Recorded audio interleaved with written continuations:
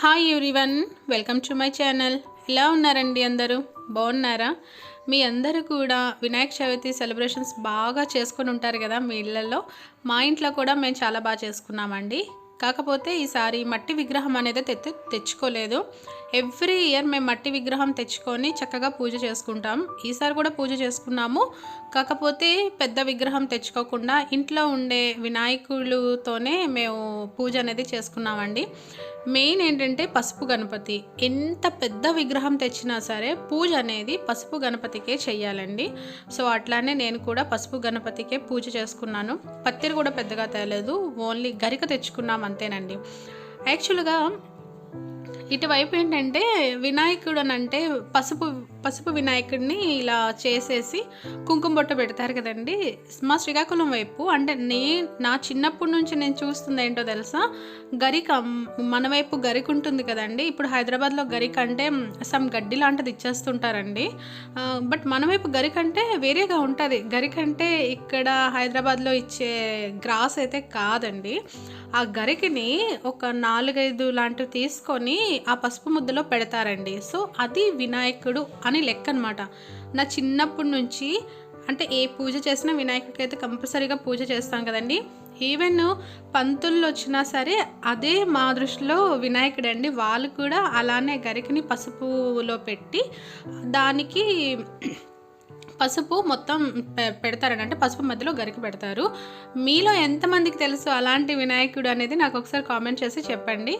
నాకు మ్యారేజ్ అయ్యాక ఇక్కడికి వచ్చాక అందరూ ఇలా పెట్టడం, ఇంకా నేను కూడా ఇంకా అలానే పెట్టేస్తున్నానండి. నార్మల్గా మా వైపు అయితే గరికి పెట్టి చేస్తారు. సో నేనైతే ఇట్లా షోడప్షర్ పూజ మొత్తం చేసుకున్నాను.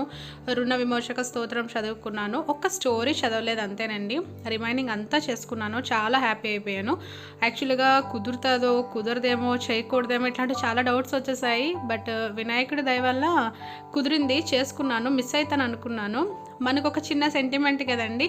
అంటే ఇయర్లో వచ్చే ఫస్ట్ది వినాయక చవితి అని అంటారు కదా. ముందు చాలా పండుగలు అయిపోతాయి, బట్ వినాయకుడు అంటే అదొక ఇష్టం అండి, అంతే. ఇంకా సో మిస్ అవుతాను అనుకున్నాను కానీ చేసుకున్నానండి. చాలా హ్యాపీగా అయితే అనిపించింది. పండుగలు వస్తున్నాయంటే చాలండి, చాలా ఖర్చు పెట్టేస్తూ ఉన్నారు ఈ మధ్యన. నా గొప్ప అని చెప్పుకోవడం కాదు కానీ నేనైతే పెద్దగా ఏమీ ఖర్చు పెట్టానండి, నిజంగానే చెప్తున్నాను. ఎంతలో చేసుకోవాలో అంతలోనే చేసుకుంటానండి.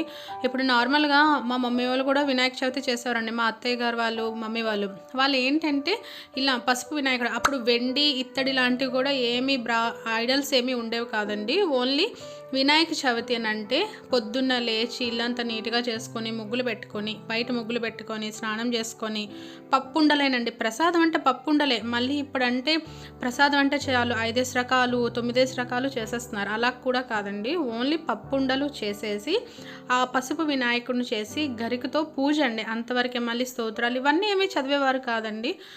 ఎప్పట్లాగే దీపం పెట్టుకుండేవారు.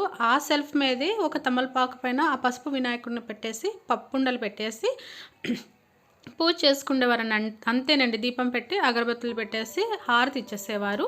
తర్వాత అందరూ లేచాక స్నానాలన్నీ చేసేసుకొని బయటకు వెళ్ళేవారండి. అంటే బయట పెద్ద విగ్రహం పెట్టేవారు కదా, వీధికి పెడుతుంటారు కదా, అక్కడికి వెళ్తే పంతులు అక్కడ స్టోరీ చదివిన అక్షంతాలు ఉంటాయి కదా, ఆ దండం పెట్టుకొని అక్షంతాలు తెచ్చి తల మీద వేసుకునేవారండి. వినాయక చవితినే కాదండి, ఏ పండగ అయినా సరే అంతే అప్పట్లో. బట్ ఇప్పుడు పండగ వస్తే చాలు ఉన్న వాళ్ళేమో లక్షల్లో ఖర్చు పెడుతున్నారు, మిడిల్ క్లాస్ వాళ్ళేమో వేలల్లో ఖర్చు పెడుతున్నారు.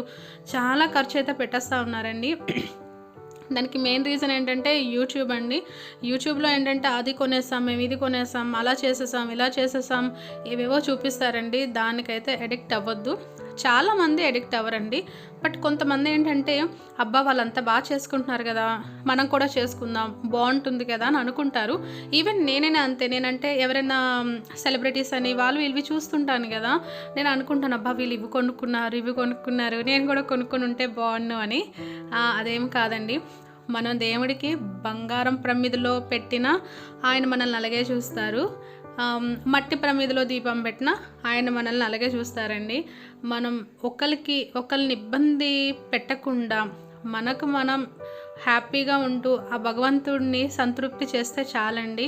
మనం ఫుల్గా లక్షలు ఖర్చు పెట్టేసి పూజలు చేసేసుకొని మిగతా వాళ్ళని బాధ పెడితే ఆ వినాయకుడేనేంటండి, ఏ దేవుడు కూడా కరుణించడండి. ఉన్నంతలో హ్యాపీగా చేసుకుంటేనే బెస్ట్ అని నా అభిప్రాయం అండి. మ్యాక్సిమం అందరూ అట్లానే ఉంటారులేండి. ఎక్కడో ఒక దగ్గర ఉంటారు, అతికిపోతారు, లక్షలు ఖర్చు పెడతారు, వేలు ఖర్చు పెట్టుకుంటారు, ఇంట్లో గొడవలు తెచ్చుకుంటారు. నన్ను అడిగితే అవంతా కరెక్ట్ కాదని నేను అనుకుంటున్నాను. ఏంటి వినాయకుడిని చూపించి ఈ టాపిక్ మాట్లాడుతుంది అనుకుంటున్నారా? అదేమి కాదు. ఎందుకంటే ఫెస్టివల్స్ స్టార్ట్ అయితే చాలండి, ఫుల్ యూట్యూబ్ ఆన్ చేస్తే చాలు, సారీస్ సేల్లో పెడుతున్నాము, జ్యువెలరీ సేల్లో పెడుతున్నాము, మాకు అక్కడ నుంచి ఈ కిట్ వచ్చింది, ఇక్కడ నుంచి ఈ కిట్ వచ్చింది, మీకు అసలు కొత్తగా పెళ్ళైన వాళ్ళైతే ఈ కిట్ తీసుకుంటే చాలు మీరు పూజ చేసేవచ్చు అని. అంటే కొత్తగా పెళ్ళైతే దీపం పెట్టడం తెలియదా అండి మనకి? ఏదేదో చెప్తూ ఉంటారు. సర్లేండి, ఎవరిది వాళ్ళది. ఎవరైనా నా మాటలకు ఇబ్బంది పడితే మాత్రం సారీ, ఎక్స్ట్రీమ్లీ సారీలేండి. సో అలా పూజ చేశాక కొంచెం అయితే ఫ్లవర్స్ ఉన్నాయండి. సరేలే భగవాన్ రూమ్లో కింద వైపును హాల్లో కొంచెం ఫ్లవర్స్తో డెకరేట్ చేద్దామని అలా అరేంజ్ చేసుకున్నాను. ఇది నేను మీషోలో తీసుకున్నానండి. స్టాండు చాలా బాగుందండి. యాక్చువల్గా నేను అనుకున్నాను పాడవుతుందేమో, కలర్ షేడ్ అవుతుందేమో, లేకుంటే అవి ఫిట్టింగ్స్ ఉంటాయి కదా, ఫిట్టింగ్స్లో ఏమైనా ప్రాబ్లం ఉంటుందేమో అని అనుకున్నాం. కానీ అస్సలు ఎట్లాంటి ప్రాబ్లం లేదండి. నేను ఫెస్టివల్స్కి ఏంటంటే దేవుడి దగ్గర దీపం పెట్టేసి ఫ్లవర్స్ కానీ ఉంటే, ఫ్లవర్స్ లేకపోతే ఓకే, బట్ ఫ్లవర్స్ ఉంటే మాత్రం కొంచెం భగవాన్ రూమ్ దగ్గర అట్లా పెట్టుకుంటానండి. అంటే కొంచెం అందంగా కనిపిస్తుంది కదా అని, అంతే. నెక్స్ట్ మ్యాక్సిమం నేను నా ఓన్గానే క్రాఫ్ట్ చేసుకోవడానికి ప్రిఫర్ చేస్తానండి. అక్కడ ఇక్కడైతే కొనుక్కోనండి. కొన్నా సరే మా వారేం కొనరు, దెబ్బలాడతారు. ఎందుకు ఒక్కొక్కసారి పెట్టిన దానికి 100,000 ఖర్చు పెడతామని. అండ్ ప్లస్ నేను కూడా పెద్దగా అడగనులేండి. అది మీషో నుంచి కొన్నాను అని అంటే అప్పుడప్పుడు మన పుట్టింటోళ్ళు డబ్బులు ఇస్తుంటారు కదా, అవి ఏంటంటే ఖర్చు అయిపోతాయండి. మనకు అనిపిస్తుంది కదా, ఆ 500 ఆ 1000 రూపాయలతో ఏదైనా కొనుక్కుంటే ఇది అమ్మ పెట్టారు, ఇది మా డాడీ కొన్నారు, ఇది గిఫ్ట్గా ఇచ్చారు, అలా చెప్పుకుంటే మన ఆడపిల్లలకి కదా హ్యాపీనెస్ కదా. సో అలా నేను ఏదో చిన్న తీసుకుంటానే తప్ప పూజలు ఉన్నాయనేసి అయితే ఎక్కువగా ఏమీ తీసుకోనండి. ఉండ్రాలు చేయకుండా స్వీట్స్ పెట్టేసానేంటి వినాయకుడికి అని అనుకుంటున్నారా? చెప్పాను కదా, లేట్ చేస్తే మళ్ళీ పూజ కుదరదో అనేసి నేను ఇంకా తొందరగా చేసేసుకున్నానండి. పూజ అనేది లేడీస్ కంటే చాలా ప్రాబ్లమ్స్ ఉంటాయి కదా, మళ్ళీ చేయడానికి కుదరదేమో అనేసి అంతా స్టార్ట్ చేశాక చేయడానికి కుదరకపోతే చాలా బాధ అనిపించేస్తుందండి. ఇప్పుడు పప్పు ఉండలు చేయాలంటే చాలా టైం పడుతుంది. ఎంత తక్కువ చేసినా సరే నాకైతే ఒక 1 hour పట్టేస్తుందండి. అందుకని నేను ఇంకా కుదిరితే ఈవినింగ్ పెట్టుకోవచ్చులే పప్పు ఉండలు, అంత బాగుంటాయి అనేసి ప్రజెంట్ అయితే స్వీట్స్ పెట్టేసి తొందరగానే ఎర్లీగా 6 కల్లానే చేసేసానండి పూజ. సో అలా చేశాక ఇలా హాల్లో కూడా వచ్చి ఇలా నీట్గా డెకరేట్ చేసుకున్నాను, ఏదో జస్ట్ తోచినంత, అంతే, ఇంకేమీ లేదు.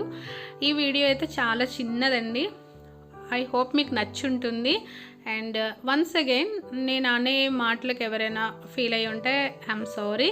అండ్ ఈ వీడియో కానీ మీకు నచ్చితే లైక్ చేయండి, షేర్ చేయండి అండ్ సబ్స్క్రైబ్ చేసుకోండి. Thank you very much for watching my videos.